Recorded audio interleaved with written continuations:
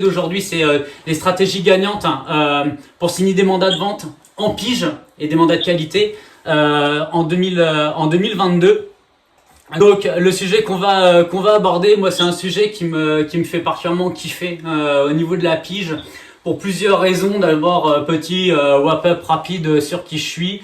Je suis né en France, je suis devenu canadien, ça fait 15 ans que je vis ici. Si vous pensez que je parle vite et que je suis hyperactif, vous avez raison. Et que le seul truc que j'ai réussi à trouver pour me calmer, c'est des demi-marathons. Ou alors c'est simplement pour m'échapper parce que j'ai deux enfants qui sont aussi énergiques que moi.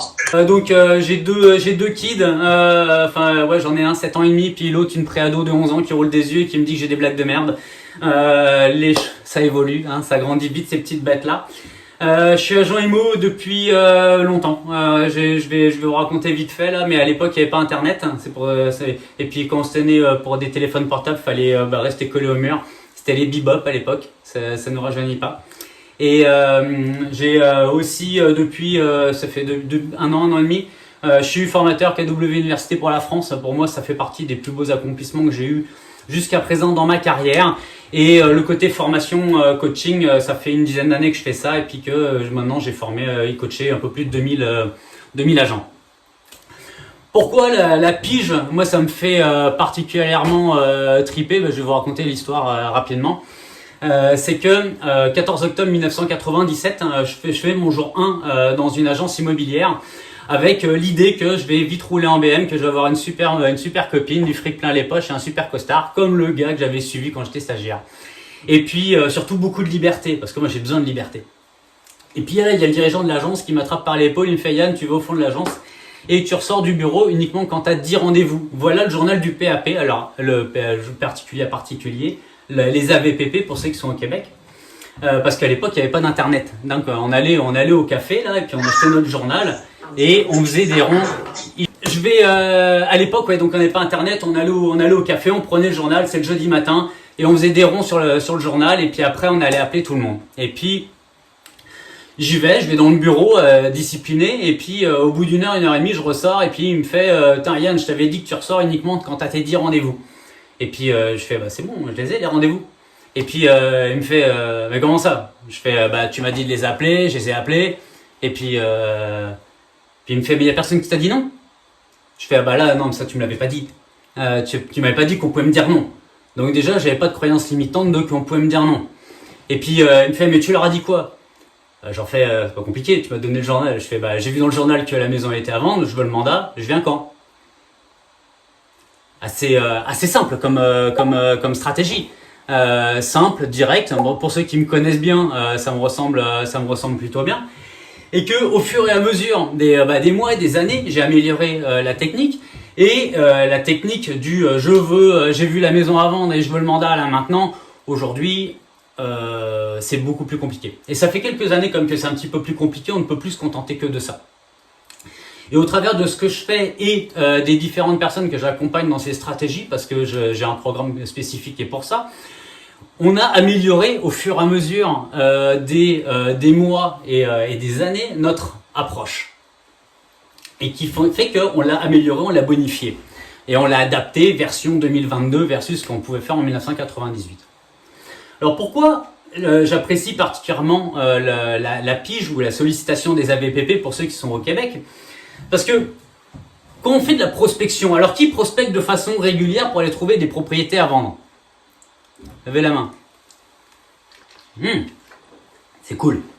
Statistiquement, quand on va par exemple mettre des cartes dans un quartier ou cogner des portes dans un quartier ou faire des appels à froid dans un quartier, sur 100 portes où on va cogner, dans l'année, dans un laps de temps de 12 mois, il y a 3 à 5 maisons qui vont être à vendre. C'est à peu près le taux de turnover dans les quartiers, sur l'immobilier, que ce soit français ou canadien, on est entre 3 et 5%. Donc ça veut dire que il y a un roulement statistique. Donc il faut aller cogner à la centaine de portes pour savoir qui va avoir un projet pour vendre. On est d'accord avec ça? Ouais. Donc après, et puis il faut continuer dans cette approche de travail de fond. Parce que la pige, c'est très bien, Mais la pige, presque, c'est comme un peu trop tard. Tu vois, le travail de fond, c'est d'avoir l'information avant même que les gens décident de vendre les propriétés. Par contre, il y a un énorme avantage avec la pige, donc la prospection des AVPP, c'est que sur 100 maisons qui sont inscrites comme étant à vendre, il y en a 100 qui sont à vendre. Donc c'est 100%. Parce que c'est comme le port salut, c'est écrit dessus. On est d'accord. Il y a un journal, il y a marqué que c'est à vendre. C'est des sites internet, c'est marqué que c'est à vendre. Il y a une pancarte devant la maison, c'est marqué que c'est à vendre. Donc en fait, ça permet vraiment de cibler de façon, je dirais, stratégique, en tout cas. Si dans notre prospection quotidienne, on cherche des gens qui veulent vendre leur maison, en tout cas, eux écrivent en gros que oui, moi je veux vendre. On est d'accord. Alors quand ils sont à vendre, au départ, il y a un côté, moi j'adore cette image. Il y a beaucoup d'engouement. Alors déjà le premier qui a super confiance, c'est le propriétaire lui-même. Il est là, à la limite, il pourrait se faire des selfies comme sur un circuit de F1. Il y a beaucoup d'acheteurs qui appellent aussi pour visiter la maison. Et puis il y a toute la ribambelle aussi d'agents qui sont là. Ah, j'ai vu la maison. Il y a beaucoup de monde au départ, hein. Énormément de monde. Alors pour ceux qui font de la pige, et puis là j'ai un tiers de l'appel, vous êtes avec moi sur les formations, qui s'est rendu compte qu'il y a beaucoup de monde au début quand on appelle. Effectivement, il y a beaucoup de monde. Le vendeur, par exemple, il a un niveau de confiance en lui, limite il a un ego qui ne passe même pas les portes, en disant de toutes les façons, vous les agents immobiliers, vous êtes tous des brels, je vais y arriver tout seul. Là je vois les petits sourires sur l'écran, donc il y en a qui font de la pige. Et puis, il y a tout le monde qui arrive à peu près avec le même discours. Et le pire des discours, c'est j'ai un acheteur. Hein. Mais celui-là, il revient souvent. Mais c'est tellement usé et abusé que ça coince. Par contre, au bout d'un moment, 28 jours plus tard, j'adore, un film mythique. 28 jours plus tard, là, les propriétaires, ils sont là, leur ego est redescendu de 12 étages. Ils se demandent où ils sont les acheteurs, et puis les agents immobiliers finalement qui appelaient au début, eux-mêmes ils appellent plus non plus, et puis il y a un gros moment de solitude et ils se disent c'est pas possible, jamais je vais réussir à vendre ma maison. On pourrait se poser la question, et puis là vous ouvrez vos micros, et puis alors vous levez la main et puis moi je vous donne la parole. Pourquoi est-ce qu'ils essayent de vendre tout seuls? Vous levez la main avec le picto et moi je vous ouvre le micro. Pourquoi? Non. Ils veulent économiser de l'argent. Ok, effectivement. Donc ça c'est un des points. Ils veulent économiser de l'argent. Ils en veulent plus dans leur poche. Ils nous disent je veux pas payer les frais d'agence. Il y a plein de façons de le formuler. Elle est extraordinaire, c'est clair. Elle est fabuleuse. Antoinette. Oui, en fait, je parlais avec quelqu'un qui veut encore pas avoir un courtier parce que elle a déjà eu un courtier puis elle a vraiment pas aimé que ce courtier ne s'est jamais présenté pour la visite, c'était toujours avec la clé et tout ça, donc elle dit elle fait plus confiance. Ok, merci. Donc mauvaise expérience ou quelque chose de pas super concluant dans l'ensemble, en tout cas un aspect déceptif. Merci beaucoup Antoinette. Delphine, je t'écoute. Parce qu'ils pensent que c'est simple de vendre, c'est facile et que finalement, effectivement, l'argent à un agent alors qu'ils peuvent le faire eux-mêmes. Oui, la notion de je suis capable de le faire moi-même. Et c'est très intéressant ton point. Parce que je l'aborde pas là-dedans, moi je veux vraiment aller sur des techniques pour vous aider plutôt que de partir sur l'ensemble des perspectives. Mais quand on voit le coût que représente, eux ils y voient un coût, hein. Nous on est des entrepreneurs, on y voit des investissements, mais eux ils voient un coût. Mais quand on voit une propriété par exemple qui est à 500 000, 600 000, 700 000 dollars par exemple, ou euros, peu importe, 5 x 5, 25, ou même si on charge à 6, ça fait entre 25 et 40 000. Entre 25 et 40 000, sachant qu'on regarde le salaire médian français qui est autour des 30-40. Donc ça veut dire que minimalement c'est 6 mois de salaire, au maximum, il n'y a pas de maximum, mais en gros c'est notre prestation va coûter entre 6 mois et 1 an de salaire d'un revenu familial. Et que pour eux, nous, on est juste là à pousser des portes, ouvrir une porte ou même à rien faire. De toute façon, on a la réputation qu'on mérite, hein, c'est de notre faute. Hein, à nous de changer cette perception un client à la fois. Mais que notre valeur ajoutée auprès des clients, ils la connaissent pas. Alors s'ils connaissent pas notre valeur ajoutée et que en plus on coûte une blinde, c'est normal qu'ils se disent moi je vais y arriver moi-même parce qu'ils sont capables d'ouvrir une porte eux aussi. Voilà. Donc là ça c'est un élément clé par rapport à l'argent parce que c'est pas uniquement l'argent, c'est l'argent versus la valeur ajoutée. Un dernier point de vue. Donc là on a l'argent et la mauvaise expérience. Globalement c'est les deux qui reviennent très souvent. Et puis alors oui.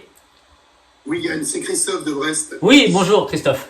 Moi, ce que j'ai à 90%, c'est, vu le nombre d'acheteurs qui m'appellent, j'ai vraiment pas besoin de vous.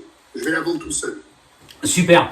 Donc là, quand on en est sur cette rhétorique du vu le nombre d'acheteurs, est-ce qu'on est plus sur la partie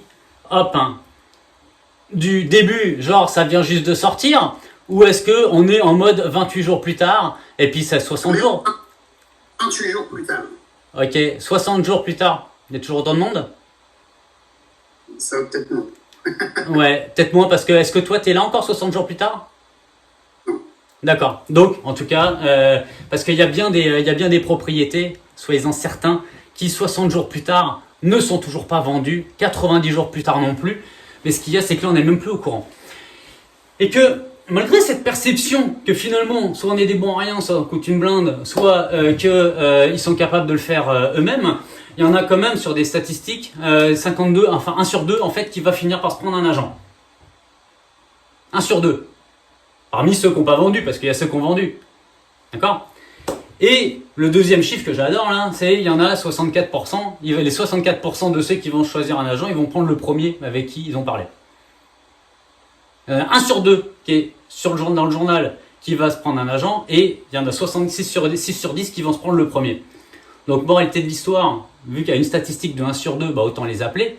Et avec une statistique de 6.4 sur 10, autant les appeler en premier, non? Mais il faut continuer à comprendre l'état d'esprit des personnes parce que malgré tous les chiffres que je viens de vous énoncer et qu'on a beau faire de la publicité, en bout de ligne, sur les marchés, sur 100 propriétés vendues en France, il y en a 70 qui sont faites par agence. D'accord? Il y en a 30 qui vendent tout seuls. Et que pour le Québec, on en a 80-90 qui sont faites par agence, il y en a entre 10 et 20% qui se font au privé. Faut arriver à comprendre ce qui se passe en arrière de ça, et ça, on vient de le voir. Et ce visuel qui a été fait par Meilleurs Agents, celui de droite, à la verticale, les pratiques des Français pour la vente et l'achat d'un bien immobilier, vous pouvez la retrouver facilement sur Internet, mais que, en tout cas, passer par une agence est 3 fois plus efficace pour un acheteur et 2,5 fois plus efficace pour un vendeur. Donc là, il y a ce qu'on croit et il y a ce qui se passe pour de vrai. Et en tout cas, ce qu'on croit, c'est que quand on les appelle, on va se faire envoyer chier. Excusez-moi là de mon verbe, mais on a souvent dit que les personnes qui avaient un langage fleuri, limite vulgaire, étaient des gens fiables. Je peux vous assurer que je suis fiable en tabarnak. D'accord? Donc ça, c'est super important de dire les choses. En tout cas, il y a beaucoup plus de peur sur ceux qui ne le font pas, finalement, parce que le gain, il est beaucoup plus important. Et que justement, dans cette perspective, que même il y en a 70% qui vont finalement se prendre une agence, et puis qu'il y en a 64% qui vont prendre le premier, il y en a un tiers, vous pouvez faire ce que vous voulez, des saltos arrière, faire des power day avec des gommettes sur la tronche, ils accepteront jamais un rendez-vous. D'accord? Il y en a un tiers qui vont accepter un rendez-vous immédiatement, et le dernier tiers, c'est surtout par rapport au suivi. Alors ce qu'on a constaté avec les collègues avec qui on fait de la pige, c'est que ceux qui acceptent le rendez-vous immédiatement, c'est sûr, on est super content parce qu'on a le rendez-vous, mais globalement, on a 30% de probabilité de les closer tout de suite. D'accord? Mais que quand on obtient les rendez-vous avec le suivi, quand on a le rendez-vous, on a 80% de probabilité de les closer. Alors, moralité de l'histoire, vaut mieux pas avoir les rendez-vous tout de suite, parce qu'à choisir, moi je préfère faire des suivis, ça prend moins de temps que de préparer un rendez-vous. Je fais 2, 3, 4, 5 suivis et puis quand on y va, c'est pour signer le contrat. Ok? Dites-moi à main levée là, qui préfère aller à un rendez-vous pour signer le contrat? Super. Donc à la moralité de l'histoire, vous allez tous à vous mettre à vous faire des suivis. Et il va falloir qu'on change, certaines approches. Ça, c'est une photo de moi en 1998. Quand je vous ai 1997-98, quand j'ai commencé. Alors, on avait une brique pour téléphoner, on avait des cravates avec des motifs douteux, et puis en mode vendeur de cuisine chez Darty, et j'ai la même à la maison. Et l'approche était je veux un rendez-vous, et puis il n'y avait pas besoin d'en faire beaucoup plus. Mais ce qu'il y a, c'est qu'il a fallu évoluer, clairement. Alors, puis de toute façon, il y a l'évolution, j'adore aussi cette image-là. Du mec devant son ordinateur. L'ordinateur, pourquoi? C'est l'utilisation des technologies et en fait des outils qu'on a à notre disposition pour nous aider. Parce que aujourd'hui, et avant toute chose, il va falloir qu'on crée un lien de confiance avec les personnes, que ce soit au téléphone ou en vrai, qui est une connexion émotive. Une connexion émotive. Et je peux vous assurer que ça peut se réaliser même si on ne se connaît pas dans la vraie vie. Alors j'espère qu'il y en a qui vont dire oui. Qui m'aime bien dans l'appel? Levez la main. Qui a déjà été faire une bouffe avec moi? Vous ne me connaissez pas. Et pourtant il y a un lien. Ah oui mais Véronique, toi t'es ma marraine, pas pareil.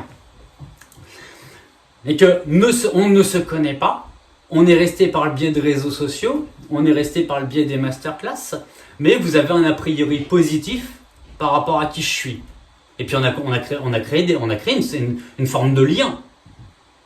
Ça fait pas de nous les meilleurs amis pour la vie, un jour peut-être. Mais vous connaissez pas le nom de ma femme, vous connaissez pas le nom de mes gamins, vous voyez. Et puis je connais pas le nom des vôtres non plus, vous voyez. Mais on s'apprécie pour autant. Et on se fait confiance. Il y a une forme de confiance qui s'est créée. C'est vrai? C'est cool. C'était plus timide. Pour ceux qui connaissent le genre de routine que j'ai, vous savez que je suis un maniaque de lecture. Et je lis à peu près entre 2-3 bouquins de 300-400 pages par mois. C'est le premier truc que je fais le matin avec mon café. Il y a une lecture, moi, qui m'a profondément impacté. Il y en a beaucoup là, mais celle-ci, elle m'a beaucoup aidé justement pour avancer sur le fait d'établir la confiance et surtout d'expliquer qu'est-ce que j'avais mis en place au fur et à mesure des années, qu'est-ce que j'ai peaufiné grâce à ce bouquin. En fait, sur les 4 piliers de la confiance, de tête, c'est le chapitre 19 ou 20. Les 4 piliers, il y avait la bonne volonté, l'expertise, le fait d'être authentique et le fait d'être fiable. On va aller tout de suite, on va sortir du bouquin et de la théorie et de qu'est-ce que moi j'ai mis en place et avec les collègues au fur et à mesure. Parce que donc pour arriver à faire tout ce qui était nommé dans le bouquin, il faut aller droit au but, il faut dire la vérité, parce que la capacité d'attention des gens elle est super courte et elle est super faible. Et puis plus les années passent avec les médias sociaux, etc., puis les nouvelles générations de l'immédiateté, en gros, tu as 3 secondes pour impacter la personne, sinon tu es mort. Il faut arriver à créer un lien. Tu as 3 secondes pour créer un lien. Et puis en plus, il faut qu'ils nous trouvent sympas. D'accord? Il faut poser des questions, il faut écouter, et puis il faut s'intéresser à eux. Parce que vous vous rendez compte, la génération Y, Z et W, il faut faire attention à eux, parce que sinon ils sont malheureux, les pauvres. Et puis il faut déterminer le timing, il faut déterminer la motivation, et puis pourquoi tu vends, pourquoi tu veux déménager, et qu'est-ce qui se passe si tu vends pas. Déjà, la liste, elle commence à faire longue. Il faut arriver en tout ça, démontrer son expertise, prouver sa compétence et en plus prouver ses résultats. Et en tout ça, il faut inspirer confiance. Et à partir de là, on travaille ensemble. Alors pour ceux qui sont les plus vieux, là, avec ça, on met 100 balles et un Mars. Parce qu'on pourrait la rajouter, la liste. Parce qu'on n'a pas fini. Là, vous voyez la liste, là? Vous dites, fuck, c'est bon, je vais pas faire 2 piges. Et il faut faire tout ça pour avoir un rendez-vous et puis pour aller signer. Qui a déjà été à un rencard, une date, en bon québécois? Genre, c'est la première fois que vous rencontrez la personne, là, et puis vous lui dites « Vas-y, épouse-moi ». Qui a déjà fait ça? Non? Non? Ah, c'est cool. Parce qu'en gros, c'est ce que vous voudriez quand vous appelez quelqu'un, de signer un contrat avec. C'est la première fois que vous lui parlez, vous lui dites « Vas-y, signe un contrat à vie avec moi, en mode « On va s'aimer pour toujours ». Qu'est-ce que ça prend quand on rencontre quelqu'un pour faire un bout de chemin dans la vie avec? Ou même peut-être de se marier ou whatever. Qu'est-ce que ça prend? Allez-y, on peut ouvrir les micros. Hein. Levez la main et puis comme ça sera pas trop le chaos. Ça prend quoi? Bon. Oui, Antoinette? Justement, établir un lien de confiance.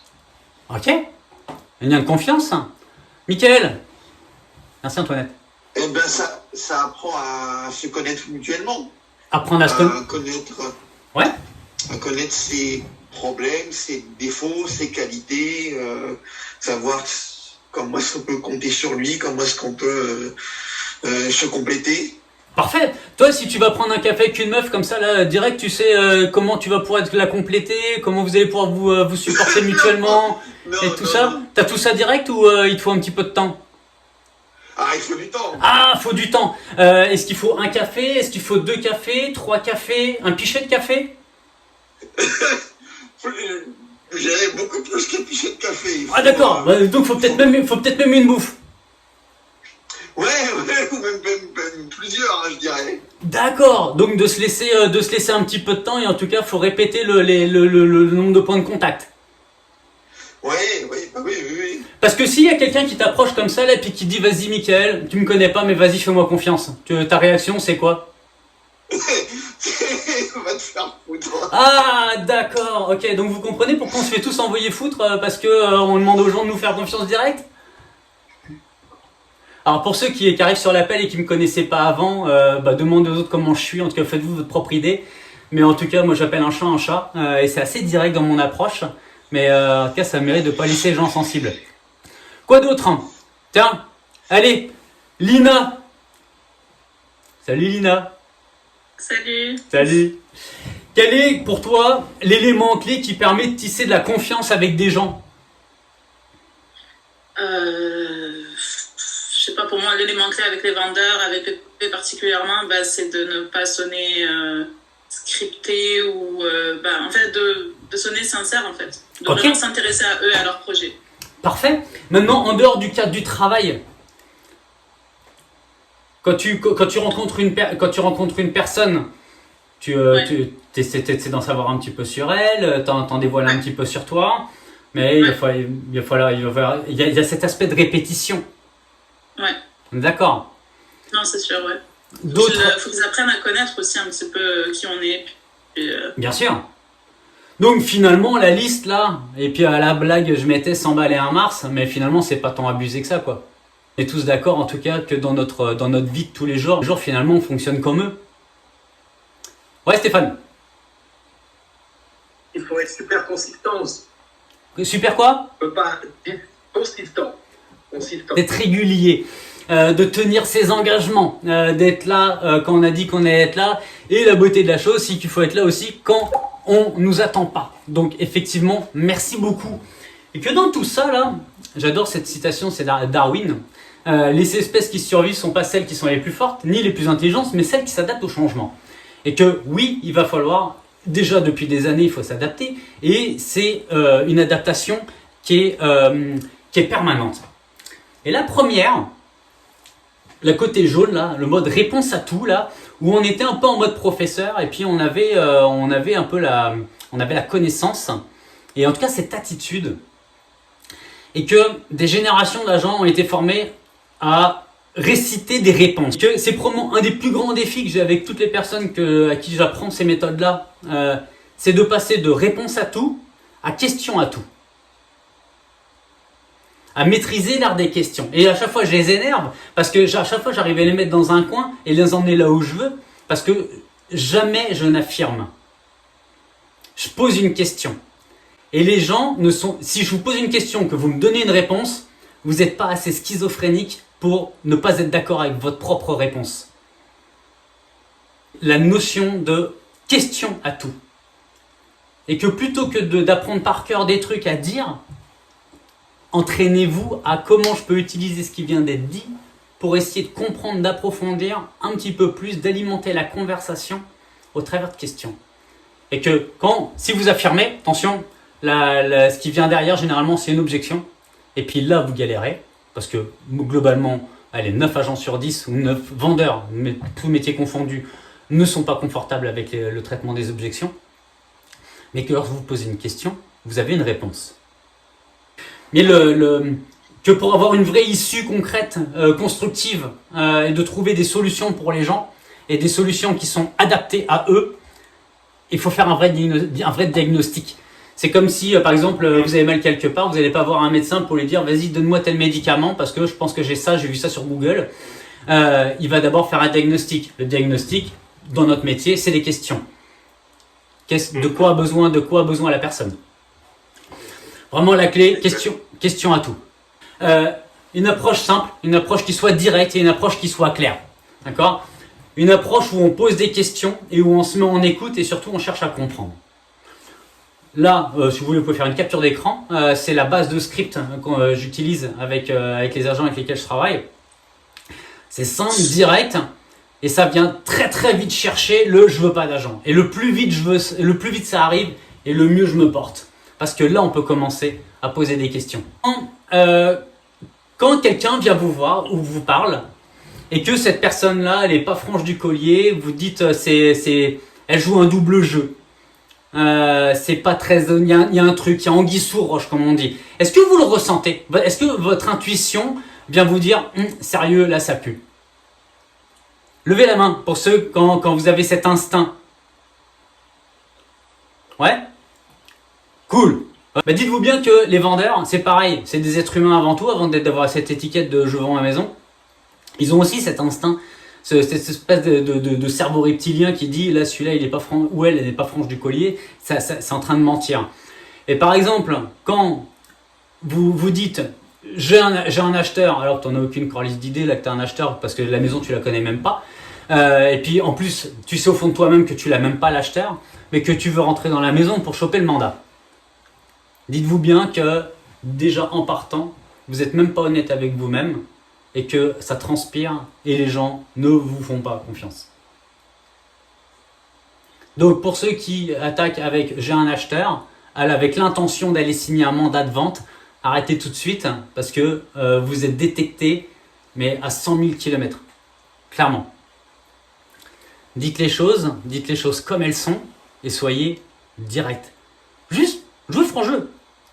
Jouez franc jeu. Qui est honnête sur l'appel? Quelqu'un d'honnête, mais foncièrement honnête là, avec cette vraie valeur chevillée au corps. Putain, il n'y a aucune main levée. Merde, je suis avec une bande d'escrocs.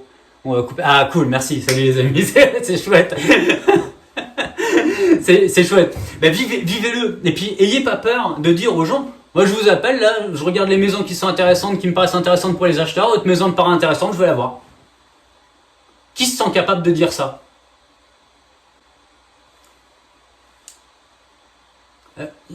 Il y avait des hésitations? Ok. Julie, tu ouvres ton micro, tu as 3 phrases, et je les compte. Hein. Tu as le droit à 3 phrases, je veux ton point de vue. À 4, je coupe. Hein. Je te connais. Hein. Donc j'aimerais avoir ton point de vue sur ton hésitation. Bah, tu le sais que je suis une personne très honnête. Une phrase.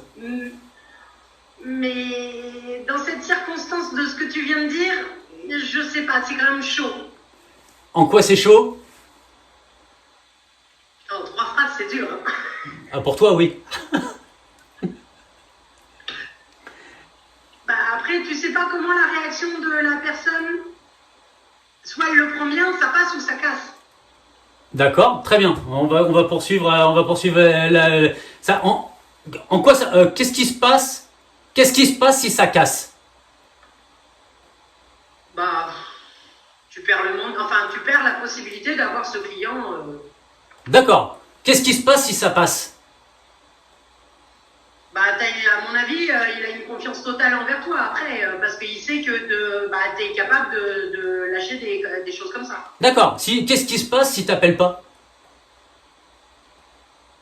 Bah, t'auras tenté, qui tente rien à rien. Ah ouais, mais si t'appelles pas, t'as rien tenté du tout. Hein. Oui. Donc t'as plus à gagner ou t'as plus à perdre? Je pense que j'ai plus à gagner quand même. Ok, fin de la... Donc, en fait, c'est clair qu'on a tout à y gagner. Et je crois qu'il faut arrêter de penser à la place des gens. Et que lors de cette conversation, et ça, la conversation va commencer à partir, la vraie conversation va commencer à partir de je veux pas de toi. Hein. Avant, c'est du miel, c'est du blabla, c'est presque inutile. Il faut vite aller à je veux pas, machin, très bien. Pourquoi? Quel est l'élément? Et poser un certain nombre de questions Parce que les choses vont avancer à partir du moment où vous trouvez leur point de douleur. C'est quoi leur problématique? En quoi c'est important pour eux de déménager? Vu que, par exemple, vous êtes bon sur les suivis, ça fait 3 fois, 4 fois, 5 semaines, 6 semaines, 8 semaines, par exemple, que la maison, elle est à vendre, il y a nécessairement un point de douleur. Vous êtes d'accord avec ça? Quelqu'un qui vend sa maison et puis qui a des visites, par exemple, parce que ça fait plusieurs fois, et qui vous dit « Ouais, il y a trop de visites, c'est super cool ». Ouais, enfin, quand il y a trop de visites et que ça fait 2 mois déjà, il y en a vachement moins des visites. Mais est-ce qu'il n'y a pas des conséquences pour leur projet? Est-ce qu'il n'y a pas des conséquences pour la relocalisation dans leur future maison, les inscriptions des enfants à l'école? Est-ce qu'il n'y a pas un problème pour le déménagement, sur l'aspect professionnel, sur comment je fais pour vendre ma maison alors que la maison elle est vide? Comment je fais comment je fais là? J'ai acheté une autre maison, je suis en pré-relais.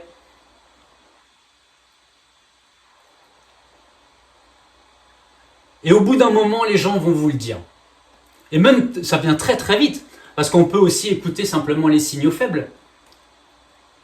Parce qu'il y en a combien qui ont appelé? Alors, ça peut pas arriver au Québec, mais en France.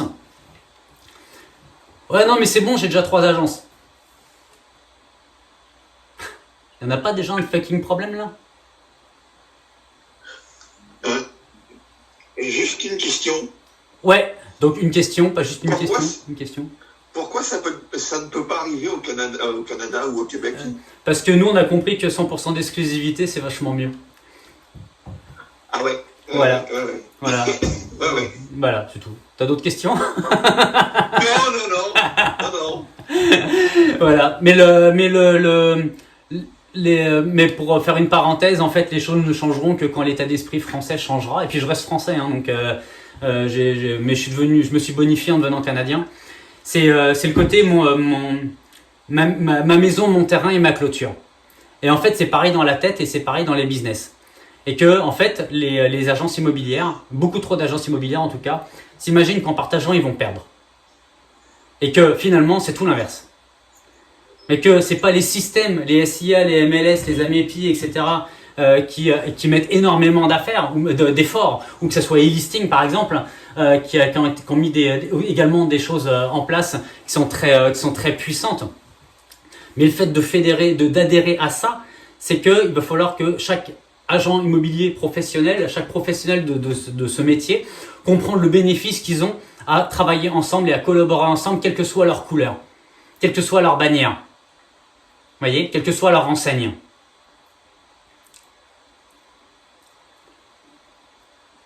Et que, en tout cas, moi, j'en suis convaincu. Moi, mon équipe à Montréal, j'ai 4 personnes qui travaillent avec moi et on travaille tous ensemble. J'en ai 2 qui sont pas chez KW et j'en ai 2 qui sont chez KW. Dans mon réseau de référence pour la France, j'en ai qui sont chez KW et j'en ai qui ne sont pas chez KW. Et en fait, quelle que soit la couleur du maillot que tu portes, ça m'est complètement égal. Moi, ce que je veux savoir, c'est que quand je travaille avec toi et qu'on se confie mutuellement de la clientèle, est-ce que tu vas t'occuper du client comme tu vas t'occuper de ta mère? Et à partir du moment où tu vas t'occuper du client comme tu vas traiter ta mère et avec bienveillance, là on peut bosser ensemble. Et tout ça, ça prend du temps de savoir est-ce que je peux te faire confiance et est-ce que tu peux me faire confiance. À votre avis, pourquoi je fais ces webinaires tous les mois? C'est que moi je me fais une idée sur vous au fur et à mesure. Je vois ceux qui avancent, je vois ceux qui mettent des choses en place. Puis je vois aussi ceux qui n'ont rien mis en place et puis qui continuent de se plaindre. Je les vois aussi, je juge pas, mais je me fais comme mon idée. En tout cas, je suis pas en train de vous défoncer, mais moi je me fais mon idée sur les gens. De la même façon que vous faites une idée sur moi. Parce que je peux pas, tout le monde, je ne peux pas fonctionner avec tout le monde. Et que quand on arrive à trouver le point de douleur de la personne, c'est là qu'on peut démontrer notre valeur ajoutée. Et que le premier élément, par exemple, en utilisant la technologie, c'est un message. Tiens, salut, vous envoyez un message texte, c'est tout. Tiens, salut, c'est Yann, on s'est parlé ce matin pour votre projet de déménagement. Je vous remercie pour notre conversation. Merci. Déjà, ça vous fait passer pour un humain sympa. Deuxième partie, si vous voulez davantage d'informations sur pourquoi mes clients vendent si vite et si bien, dites-le moi, envoyez-moi votre adresse mail, je vous enverrai un dossier, c'est complètement gratuit, ça ne vous engage à rien. L'utilisation des messages textes dans le suivi est ultra puissant. Imaginez, vous avez eu une personne au téléphone aujourd'hui et vous dites, bon, il faut que je fasse un suivi parce que c'est Yann qui l'a dit. Et dans une semaine, vous devez le rappeler. Est-ce que vous êtes confortable à rappeler cette personne-là dans une semaine? Voilà, il n'y a personne qui réagit, c'est normal. On a Alexandre qui fait comme ça. Mais, et vous, et moi, et puis j'ai beau être à l'aise, même en me faisant envoyer balader, je suis pas plus à l'aise que vous, parce qu'on va parler de quoi? De quoi on va parler? Alors, ta maison est toujours pas à vendre. Je t'avais dit de me recevoir, gros idiot. Tu sais, et ça, c'est la version. Tu vois? Mais de quoi on va parler? Et en fait, au fur et à mesure, en apportant de la valeur, et donc là, donc vous avez ce premier message texte. La personne vous envoie son adresse mail, et puis il y a plein de façons de tourner les choses. Hop, voilà. Et vous allez voir, bah tiens, bah on n'arrive pas à vendre, très bien, vous lui envoyez un dossier, ma maison elle s'est pas vendue, je fais quoi? Ou j'ai des travaux à faire dans ma maison, mais je sais pas ce qu'il faut faire en priorité. Vous pouvez lui envoyer un dossier, tiens, les 5 rénovations qui permettent un retour sur investissement de 100% et sur lesquelles qui permet de faire monter la valeur de sa maison. Ou tu m'as dit que tu avais besoin d'un peintre, d'un électricien, voilà une banque de données de personnes de confiance avec qui je travaille, d'apporter des éléments qui répondent à l'information qui vous a été communiquée, le point de douleur qui vous a été communiqué pendant la conversation. Il vous a donné son adresse mail. Ou alors, après, il y a l'intermédiaire aussi. Par exemple, c'est des trucs que vous hébergez sur Google Drive et puis vous envoyez le lien direct et que la personne, au moment où elle va cliquer, eh ben, vous recevez un mail en disant il y a un tel qui veut recevoir tel dossier. Ça vous permet d'avoir une traçabilité simple. Il n'y a pas besoin de technologie de ouf avec ça. Une traçabilité simple de qui réagit à quel message. Et donc, que ça soit fait directement comme ça ou par mail, vous lui envoyez un dossier, par exemple là ça serait un guide pour vendre, et dans ce guide pour vendre, n'oubliez pas d'y mentionner surtout qu'est-ce qui vous rend unique. Bon, on ne vous demande pas votre pédigré et l'origine de votre famille sur 4 générations, vous y allez sur quelques éléments clés. Qu'est-ce qui fait que les clients nous apprécient et qu'est-ce qu'on fait concrètement qui fait que ça marche pour nos clients. Donc prenez quelques éléments, sachant que l'important c'est pas tant le contenu, c'est le fait d'avoir initié un point de contact. Et pensez, parce qu'il faut, pour établir un lien de confiance, oui il y a cet aspect de répétition, de démontrer son expertise et surtout d'en apporter les preuves. Qu'est-ce qu'il y a de mieux comme preuve que notre boulot est bien fait que les témoignages que nous donnent nos clients? Qui regarde les avis clients sur Google, par exemple, pour prendre une décision d'achat? Donc les petites étoiles et les témoignages ont une importance pour vous. On peut peut-être se dire que ça peut avoir une importance également pour les personnes que nous approchons. Et puis une fois que ça s'est fait, quelques jours plus tard, ah bah tiens, on s'est parlé la semaine dernière, je vous ai envoyé un dossier, je voulais m'assurer que vous avez bien reçu. Moi, je voulais savoir, qu'est-ce que vous avez le plus aimé dans toutes ces stratégies, laquelle vous voulez qu'on mette en place pour vous? Puis on discute. Et là, je peux vous assurer déjà qu'à partir de la deuxième ou la troisième conversation, l'ambiance, elle n'est plus du tout la même. Et puis, la beauté de la chose, c'est que ça marche, je vous le dis. Alors, règle numéro 1 en coaching, c'est la confidentialité. Donc, je ne dirai pas qui je coach, mais par contre, s'il y en a sur l'appel qui veulent dire partager avec les autres ce qu'on fait ensemble, je vous laisse la parole, mais je ne peux pas vous identifier. Règle numéro 1 du coaching, c'est la confidentialité. Moi, c'est vraiment un énorme support en tant que nouvelle courtière, vraiment pour l'approche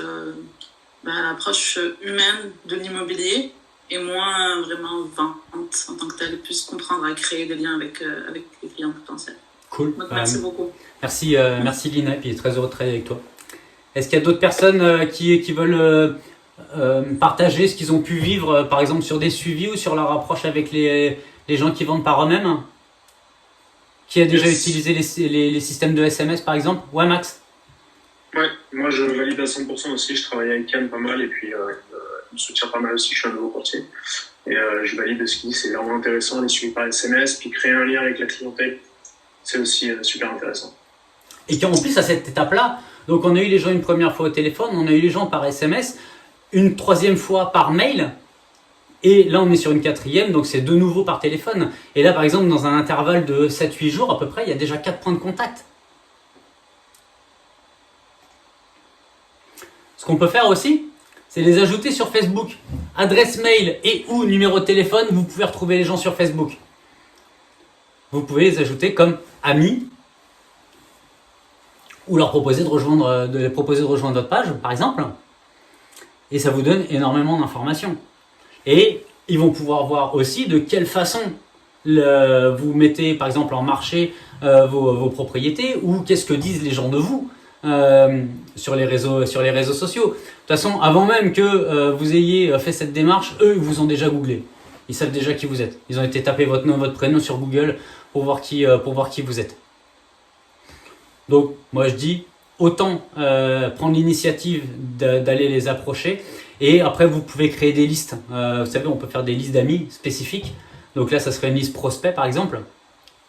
Et ça permet de cibler un message après, mais qu'il n'y a que eux qui vont voir. Technique comme une autre.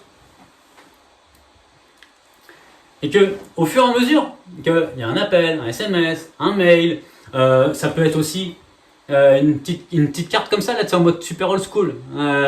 Ça me fait plaisir de vous parler. Si vous avez besoin de quoi que ce soit, n'hésitez pas à me contacter. Ou on a parlé de tel ou tel élément. Si vous voulez, je peux vous apporter des ressources. Demandez-moi. Donc, ou électronique ou en version papier. Parce que quand on travaille autant sur la prospection de cette façon-là que sur une prospection, je dirais, plus traditionnelle, plus de fond dans ce secteur, la propriété sur laquelle on appelle, soit on a déjà eu l'adresse, soit on sait déjà où c'est. Donc rien ne vous empêche de passer, bah tiens, j'étais dans le quartier, comment vous allez, ou si la personne n'est pas là, vous pouvez lui laisser une petite carte. Et que en multipliant ces différents points d'action, eh ben, vous démontrez que vous faites partie effectivement de la solution. Vous arrivez à démontrer votre domaine d'expertise, que vous êtes expert dans votre domaine, que vous n'êtes pas un deux de pique qui vient juste d'arriver. Surtout, vous vous intéressez à eux. Vous vous intéressez à eux. Que vous êtes constant, vous promettez rien, mais simplement vous livrez de la marchandise. Vous livrez du contenu. En faisant tout ça, ça démontre que vous êtes fiable. Il n'y aura pas besoin d'argumenter pendant 5-7 ans quand vous aurez le rendez-vous pour dire que vous allez faire un suivi et puis que vous allez prendre soin d'eux. Vous l'aurez déjà démontré avant. Et que vous avez, à ce moment-là, déjà mérité la confiance. Alors la confiance, oui, vous allez la mériter parce que tout ce que je viens de vous expliquer, effectivement, franchement, c'est simple et c'est facile à mettre en place. Et un point, alors il y a 2 graphiques que j'ai mis là, il y a 2 versions pour l'expliquer. Je commence avec le premier. Premier suivi, il y a 40%, globalement, c'est 40-45% des agents qui vont effectuer un suivi. Probabilité de faire la vente avec la personne, d'obtenir le rendez-vous, d'obtenir le mandat, 2%. Deuxième point de contact, il y a plus que 30% des agents qui sont là. Probabilité de faire la vente, on monte à 2%. Au bout du troisième, il n'y a plus que 10% des agents qui sont là. Là, on passe à 1, 2, 3, 4, c'est 5%, 5% de probabilité de faire affaire avec la personne. Au bout du 4e contact et au-delà, il n'y a plus que 10% des personnes, des agents qui sont là. Et la probabilité de faire des affaires passe à 90%. Et le problème, c'est qu'il y a tout le monde qui est là au début. Parce que on a vu l'annonce et on veut appeler, mais que vous faites cet effort et puis félicitations de le faire, mais que si vous n'allez pas au-delà, vous avez tout perdu. Parce que la vraie game, le vrai enjeu, il est là. C'est ceux qui vont tenir dans la durée qui vont avoir les affaires. Moi, dans mon équipe, ils hallucinent que quand je leur dis ce contrat-là, on l'a obtenu, c'est 5, 6, 7 ans de suivi. Donc là, je ne vous parle pas de 4 points de contact. 7 ans. Est-ce que vous aurez la patience et la discipline et un système pour suivre vos clients et suivre les personnes, des êtres humains, pendant 3 ans, 4 ans, 5 ans, 6 ans, 7 ans, 10 ans? Ça dépend que de vous. Et puis la différence, ça va être, est-ce que je recommence tous les ans de zéro ou est-ce que tous les ans, mon entreprise grandit du niveau que je l'ai laissé l'année d'avant? Et puis après, ça nous permet de bâtir. Parce que le vrai cash dans notre business, c'est votre base de données. Hein. Et que votre base de données bien alimentée, bien structurée et bien communiquée de façon constante, le cœur, il est là. Que quand vous distribuez des cartes dans un quartier, statistiquement, vous avez une vente toutes les 50 portes. Et il faut passer minimalement 7 fois dans une année. Mais que quand vous travaillez sur votre base de données, chaque 12 personnes va vous amener 2 transactions. C'est 8,3 fois plus productif que d'aller cogner à des portes ou de foutre des cartes dans les boîtes aux lettres. Qui veut travailler 8 fois moins? Qui veut faire 8 fois plus de ventes? Faites des fucking suivis. C'est tout. Là, c'était la deuxième version du graphique. Donc 48% des agents, il n'y a aucun suivi. C'est 2% des ventes qui sont conclues au premier contact. Et la dernière ligne d'en bas, 10% des vendeurs, donc nous, c'est plus que 3 contacts, 4 et plus. Et 90% sont conclus au-delà du 4e. Et bien, on voit qu'il y a de moins en moins de monde qui sont là pour faire les suivis. Pourtant, il y a de plus en plus de propriétaires qui, là, confient les contrats. Donc, si vous voulez les contrats, suffit pas. Oui, il faut être le plus rapide au départ, ne serait-ce que pour être en course. Mais surtout, il faut être constant. Donc, soyez plus des marathoniens que des sprinters. Si vous voulez qu'on parle marathon, on pourra s'en parler en off. J'adore courir. Et que on parle de 2 éléments, d'être agréable et l'expertise. Et j'adore cette citation de Zig Ziglar. Si les gens vous trouvent sympa, ils vous écoutent. Et s'ils vous font confiance, ils travaillent avec vous. Donc au départ, soyez sympa. Et puis au fur et à mesure, utilisez les différents éléments que je viens de vous mentionner qui, eux, vont permettre de bâtir la confiance.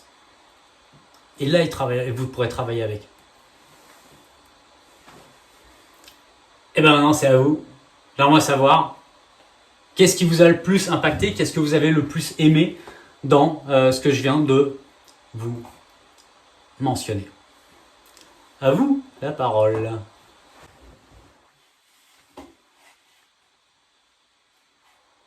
Oui, Delphine. C'est vraiment la constance en fait, c'est d'être récurrent dans les contacts des gens et ça je pense que c'est vraiment quelque chose qu'on laisse passer très vite et alors, effectivement je pense que c'est le meilleur moyen d'impacter les gens et de garder contact avec eux. C'est clair. Et puis t'en es la preuve vivante. Le fait d'être régulier et constant permet effectivement d'obtenir la business quand les autres ne l'ont plus et que les plus besogneux sont encore là. Parce que ouais, franchement, il vaut mieux être un besogneux qu'un sprinter, clairement. Merci beaucoup. Qui d'autre? C'est quoi les fameux AA? Ouais, Lina. C'est vraiment l'affaire du rendez-vous. Moi, je veux bien. Attends. Ouais, Lina, on t'écoute. Non, c'est ça, c'est vraiment l'affaire du rendez-vous, là, que c'est pas nécessaire de nécessairement viser, en fait, pour avoir le rendez-vous dès le premier contact. Ok. Et, c'est quelque chose auquel j'avais jamais pensé. Chaque fois que je fais ma VPP, j'essaie absolument d'obtenir le rendez-vous. Donc, mais ouais, ça fait plus de sens. Il faut garder cet état d'esprit. Parce que, en attendant, ça sera toujours plus facile de connecter avec quelqu'un quand on va être les yeux dans les yeux chez eux. Et que quand on n'y arrive pas tout de suite, et ben c'est là vraiment que la bataille, je dirais, entre les amateurs et les professionnels va se jouer.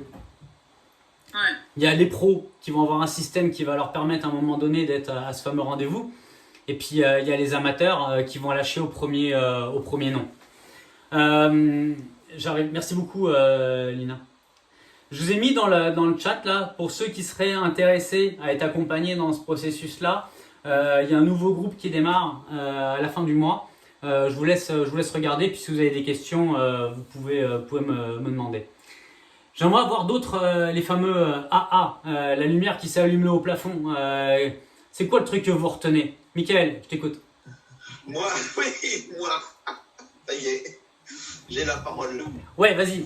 Donc, moi, ce qui m'a le plus étonné, ou le plus surpris, c'est en fait quand tu nous as dit qu'est-ce que tu perds à appeler le propriétaire et direct en lui disant salut, ton bien m'intéresse.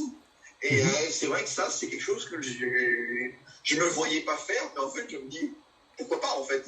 Pourquoi pas, parce que qui ne tente rien derrière en fait. C'est clair. Après, tu trouves au fur et à mesure, tu vas trouver les mots et la phrase qui est la mieux pour toi. Mais il y a un truc que moi j'ai noté au fur et à mesure des années, c'est que si à un moment donné on ne dit pas aux gens qu'on a envie de travailler avec eux, eh ben, ils ne le savent pas. Et ils veulent des gens qui veulent travailler avec eux. On a besoin de leur dire. Ouais. C'est vrai que c'est pas forcément évident ou intuitif de se dire il faut que je veux travailler avec vous en fait. Parce que tu te dis si je l'appelle, c'est que forcément il se doute bien que je veux travailler avec lui. Mais non en fait. Ah non. Mais tu peux avoir envie de travailler avec lui. Mais tu sais, on est là aussi. Moi je vous dis pas que je veux signer le mandat avec vous. On va se rencontrer, vous allez me parler de votre projet. Et puis il pourra se passer quoi? Soit on veut travailler ensemble, soit vous voulez pas, soit je veux pas. Mais en tout cas, je prends un peu de mon temps et je vous consacre de mon temps pour votre projet. Peut-être que j'ai les solutions, peut-être que j'ai pas les solutions. Peut-être que j'ai les solutions et qu'elles vont pas vous intéresser. Peut-être que j'ai les solutions et qu'elles vont vous intéresser. Mais s'ils les évaluent pas et si on ne les présente pas, ils le sauront jamais.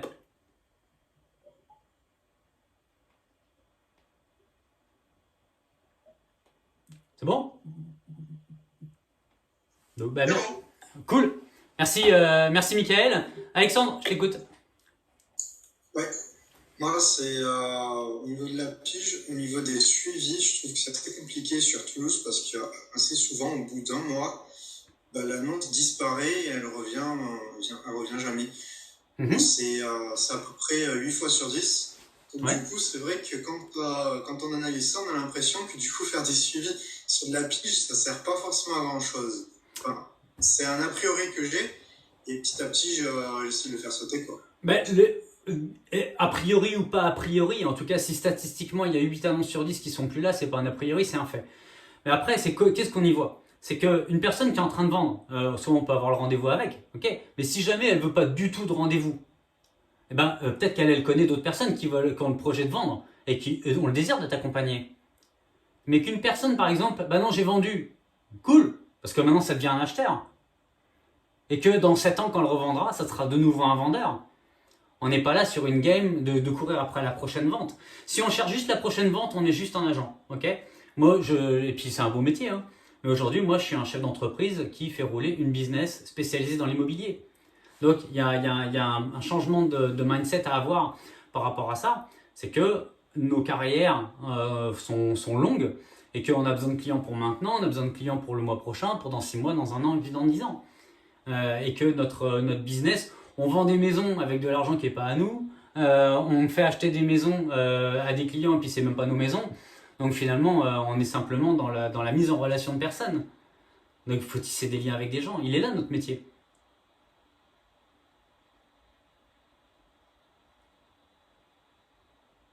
Donc mets en place le système, et ça tu sauras faire ça à merveille, de mettre le système qui te permettra d'aller tisser des liens avec des clients avec qui tu as envie de travailler et qui ont envie de travailler avec toi. Offrez-vous ce luxe de choisir vos clients. Mais ça, pour avoir ce luxe-là, il faut parler à suffisamment de monde. Okay, merci Alexandre. C'était cool. Antoinette?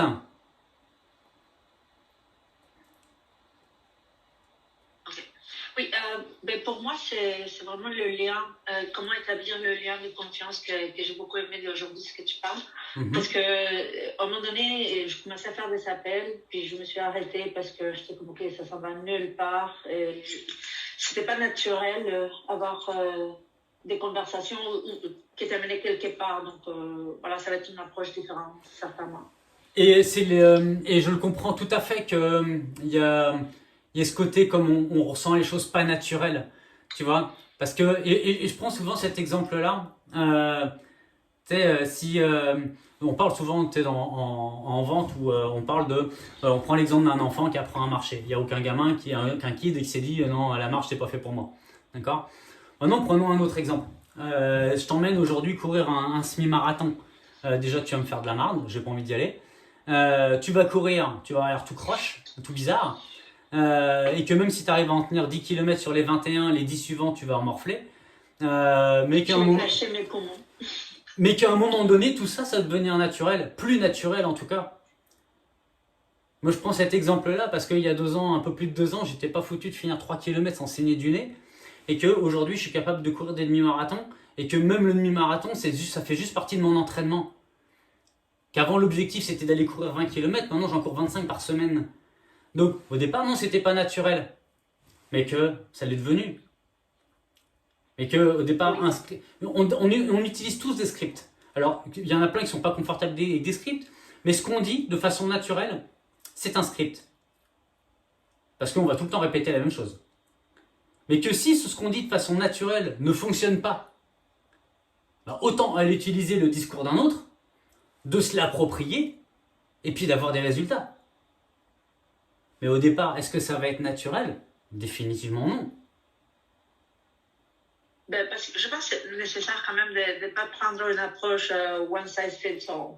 Exactement. Donc, vraiment t'adapter. Exactement. Tiens, une question pour toi. Est-ce que la présentation que je viens de vous faire te donne l'impression d'un script? Non. 80% des trucs, ça fait 10 ans que je les répète. Mais j'y mets de l'émotion, je viens vous chercher, je pose des questions, j'anime. Animé. Mais le fil conducteur, il est le même. Le fil conducteur, je sais qu'il marche. Trouvez votre fil conducteur qui vous convient pour vous. Mais si vous faites tout le temps une même chose et puis que ça marche jamais, attendez pas à ce que les choses changent comme ça. Il va falloir changer quelque chose pour que ça devienne la définition même de la folie, disait Einstein.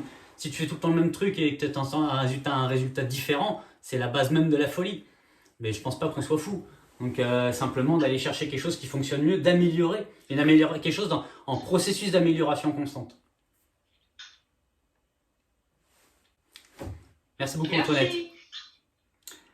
Pierre, et puis on terminera avec Pierre parce que je veux pas dépasser trop le timing. Ceux qui veulent rester, moi je vais rester encore un peu.